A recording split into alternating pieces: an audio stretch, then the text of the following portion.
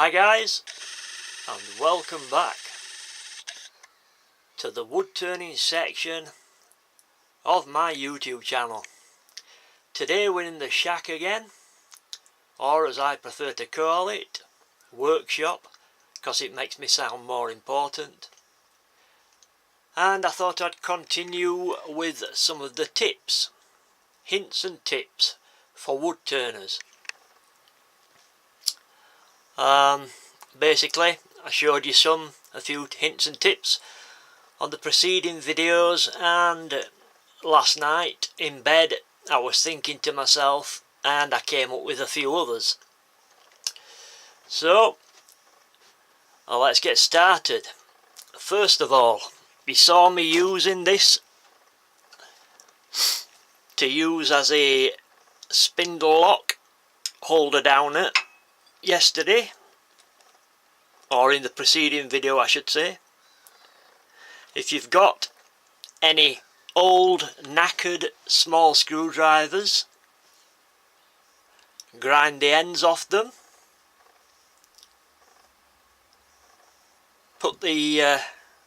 get your bench grinder out, grind a point onto them, and there you have a really nice bradawl.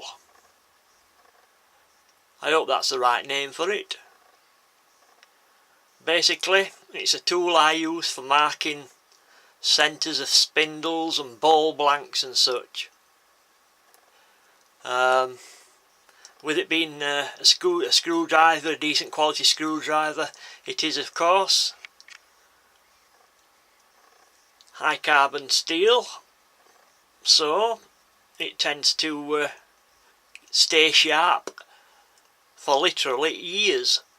I think I've only ever sharpened this once since I made it, so I think I've sharpened it once in about 7 years. But why throw a thing away if you can make it into something else? Just makes sense. Save yourself some money. Another thing, on the preceding videos I showed you the screw chuck adapters for the one-way chuck. Well, there is a time when you need a screw chuck but you're only using quite a thin ball blank. Now the screw chuck might be too long, so what do? Well, you make yourself one of these, a spacer. Basically it's a big wooden washer. What you do is you put this over the screw chuck and then drill your hole for your well, you would put this over your screw chuck, measure how much of the screw thread is protruding, measure that, let's say it's 10 mil. You would then go to your pillar drill or whatever you use, and you would drill a hole 10 mil deep, or maybe just 11 mil, just slightly over. You can then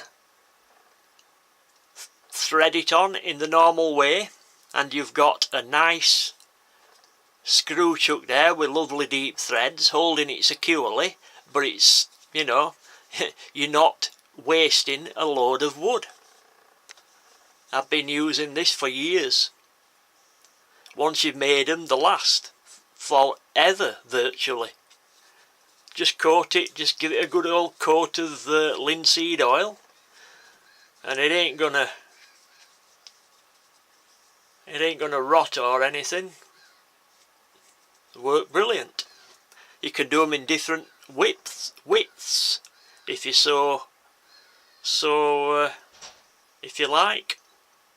Noticed how I changed from a word that I'd forgot to a word that I did do then. Cunning, wasn't I?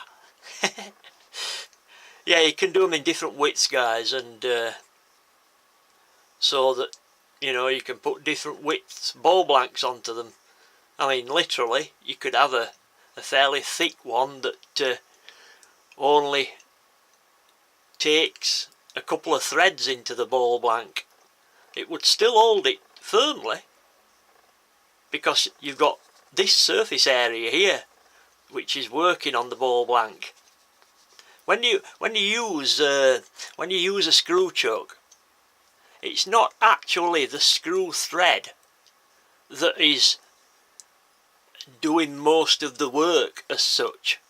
It's actually these surfaces here. Let's pretend there's a screw chuck in there,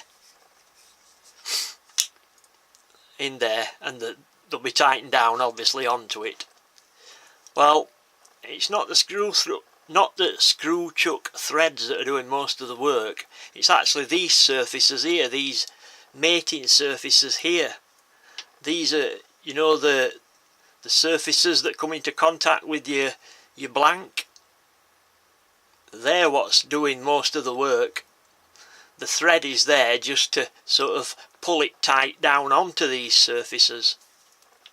So, just in case you didn't know, you probably already knew, but I'm sure there might be some novices that didn't know. Anyway, make yourself one of these guys. You'd be surprised. I've used it quite frequently. You know, maybe you're using a 1 inch wide or a 1 1/4 inch thick ball blank. When your screw chuck normally would be, let's say, 1 inch. You would need a 1 inch hole. Well, that would lead you. That would only leave you 1/4 inch to, you know, at the bottom. Whereas if you put one of these over it, it gives you that extra 1/4 inch. Or maybe you could make a wider one and it will give you an extra 1/2 inch or whatever. Anyway, that's the idea behind them, guys.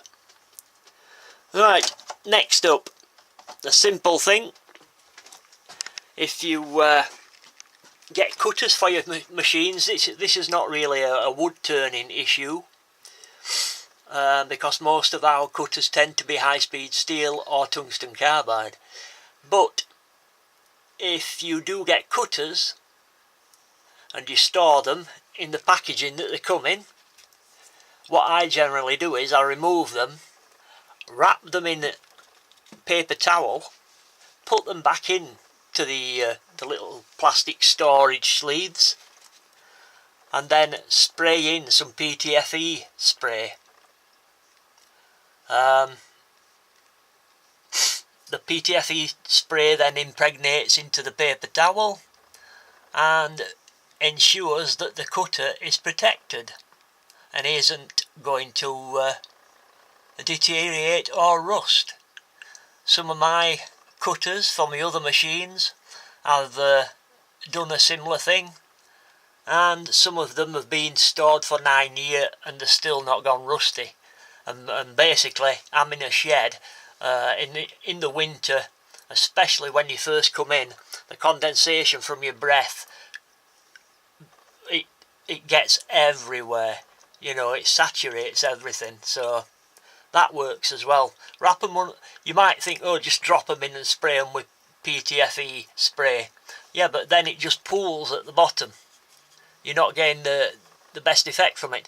If you wrap them up in kitchen towel, paper towel, you then spray it in, it will then be absorbed by the paper towel and form a barrier, you might say. So no moisture can get in there. Right. I'm sure there was something else. This is the problem. My brain, I forget things so quickly. I tell you what, we'll end this video here and I'll make another little one. So I'll catch you on the next one, guys. It's probably getting a bit long anyway. I do tend to waffle on quite a lot. Right, catch you on the next one, guys. Cheerio, bye bye, take care.